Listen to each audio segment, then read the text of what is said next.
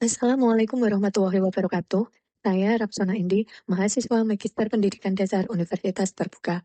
Pada kesempatan ini, saya akan memaparkan tugas 3 mata kuliah studi komparatif pendidikan dasar di berbagai negara dengan tema perbandingan outdoor education di negara Nordik dengan praktiknya di Indonesia. 1.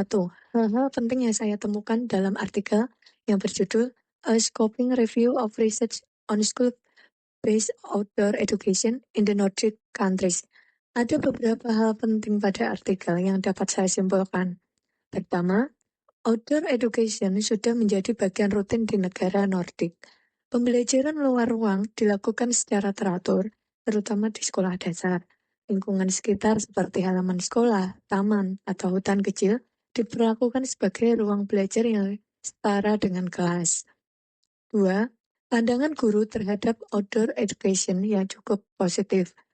Guru merasa pembelajaran di luar kelas membuat siswa lebih antusias, interaksi sosial meningkat, dan hubungan guru dan siswa menjadi lebih hangat. Namun, guru juga menghadapi kendala seperti perlunya persiapan yang lebih matang, pengaturan waktu, dan kekhawatiran mengenai keselamatan siswa. 3. Manfaat bagi siswa terlihat jelas. Penelitian menunjukkan bahwa kegiatan luar ruang meningkatkan aktivitas fisik, membantu siswa lebih rileks, dan membuat mereka lebih terlibat dalam pembelajaran. Beberapa studi juga mencatat peningkatan kemampuan membaca, pemahaman IPA, serta literasi lingkungan, meskipun ada sebagian siswa yang mudah terdistraksi saat belajar di luar. 4. Keterhubungan antara kegiatan luar dan dalam kelas sangat menentukan keberhasilan. Outdoor education akan lebih bermakna jika guru mampu menghubungkan pengalaman belajar di luar ruang dengan materi pembelajaran di kelas. Tanpa penghubung yang jelas, kegiatan luar hanya menjadi aktivitas tambahan. 5. Pemanfaatan teknologi dalam outdoor education masih jarang diteliti. Hanya sedikit penelitian di negara Nordik yang mengeksplorasi penggunaan aplikasi atau perangkat digital dalam kegiatan luar ruang. Outdoor education lebih banyak dikaitkan dengan pendidikan lingkungan dan kebiasaan hidup sehat. 6. Outdoor education menjadi bagian dari budaya belajar. Secara keseluruhan, artikel ini menegaskan bahwa outdoor education di negara Nordik sudah terintegrasi kuat dalam kurikulum dan bukan hanya kegiatan salingan, melainkan bagian dari rutinitas belajar siswa. Kemudian yang kedua, apakah outdoor education seperti yang dimaksud dalam artikel sudah terimplementasi di Indonesia? Jika dibandingkan dengan negara Nordik, outdoor education di Indonesia memang belum sampai pada tingkat pelaksanaan yang rutin dan terstruktur. Namun, esensi outdoor education sebenarnya sudah banyak diterapkan, termasuk di sekolah saya di SDN Kesaktian 1 Malang, meskipun tidak menggunakan istilah seperti ad-school atau dilakukan secara mingguan. Dalam konteks Indonesia, kegiatan belajar di luar kelas biasanya dilakukan melalui pengamatan lingkungan, proyek pembelajaran, praktik IPA, atau kegiatan literasi yang melibatkan eksplorasi langsung.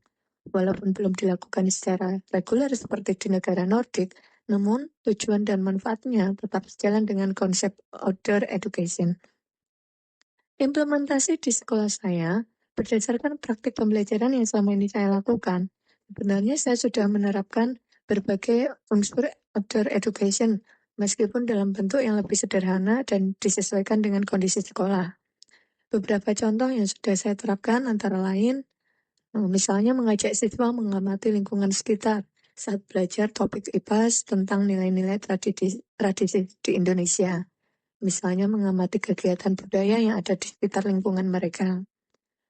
Kemudian menggunakan halaman sekolah untuk praktik IPA, seperti mengamati pertumbuhan tumbuhan, mempelajari ekosistem kecil di sekitar tanaman sekolah, dan sebagainya. Melakukan proyek literasi atau kampanye bijak berinternet yang mengharuskan siswa keluar kelas untuk mengambil gambar, melakukan wawancara singkat, atau mengumpulkan data dari lingkungan sekolah. Dan juga mengajak siswa bekerja secara kolaboratif di luar kelas, misalnya saat melakukan kegiatan pengukuran atau melakukan observasi langsung terhadap objek nyata. Selain kegiatan yang sudah berjalan, masih banyak kegiatan outdoor education yang sangat mungkin dapat dikembangkan di sekolah saya sesuai konteks di Indonesia. Misalnya pada materi IPA, dapat mengamati daur ulang, mempelajari jenis tanah, cuaca, atau makhluk hidup yang ada di sekitar sekolah. Pada materi matematika, dapat melakukan pengukuran panjang, keliling, atau sudut menggunakan bangunan dan fasilitas sekolah sebagai objek nyata. Pada materi bahasa Indonesia, dapat belajar menulis teks deskripsi atau laporan hasil observasi berdasarkan pengalaman mengamati lingkungan sekitar sekolah. Materi IPAS dapat membuat peta sederhana fasilitas umum di lingkungan sekitar sekolah.